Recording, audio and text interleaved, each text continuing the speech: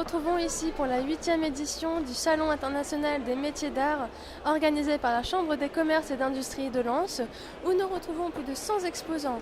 Ici des photographes, auteurs, des sculpteurs de pierre, de glace, des artisans chocolatiers et bien d'autres encore.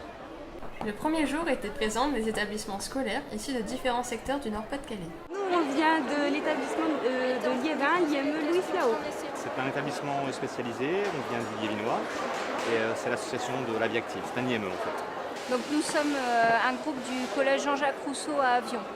Du collège Yuri Gagarin à Montigny-en-Goële. Nous avons tenu à connaître la raison de leur venue. Alors on est venu au Salon des métiers pour faire découvrir aux élèves un peu tous les métiers qui existaient. L'idée c'était un petit peu de découvrir les différents métiers qu'ils n'ont pas l'occasion de découvrir dans nos institutions. Leur montrer d'autres choses, les sortir un peu de l'établissement dans lequel ils se trouvent tous les jours. Et le but est donc de les sortir pour qu'ils puissent rencontrer des professionnels et ainsi pouvoir s'orienter plus facilement. Par ailleurs, on fait beaucoup de travaux manuels, ce qui nous permet justement d'avoir des petites idées, en l'occurrence par exemple pour les marchés de Noël ou autres démarches au quotidien. Et puis pour leur permettre d'avoir un accès à la culture aussi. Et maintenant le but de celle-ci.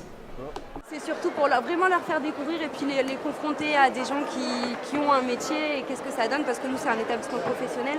L'objectif c'est qu'après ils se trouvent un métier derrière et puis avoir tous les enjeux. De découvrir des métiers d'art puisque ce sont des métiers qu'ils ont peu l'habitude de côtoyer. Et aussi ce sont des métiers dont les formations ne sont pas forcément bien connues, voire pour certains peut-être qu'il y a des professionnels ici qui n'ont pas de formation. Donc qu'ils puissent découvrir comme ça des choses auxquelles ils n'auraient pas pensé dans leur orientation. On va dire d'élèves très motivés, très volontaires pour justement découvrir de manière générale des métiers et les formations qui s'y apparentent.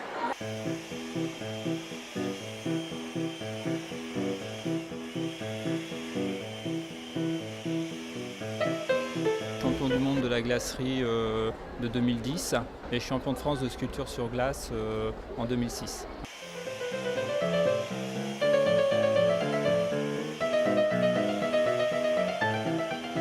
Et la sculpture sur glace intervient dans le niveau supérieur qui est le BTM glacier où lors de l'examen, le jeune doit présenter un buffet et pour mettre en valeur son buffet, une pièce artistique en glace.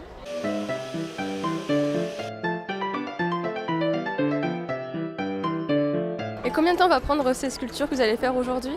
Alors la sculpture, ça peut varier, ça peut aller de 1h30 à 3h, tout dépend, on est tributaire de la météo.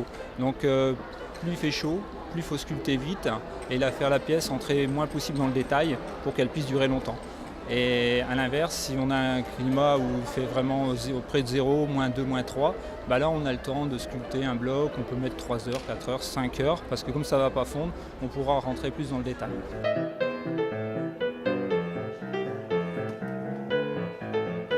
Alors cet éphémère, moi c'est bien parce qu'en fin de compte ça nous permet de recommencer, d'avoir des nouvelles idées et de pouvoir refaire. Et puis il nous reste quand même les photos, malgré que c'est éphémère. Voilà.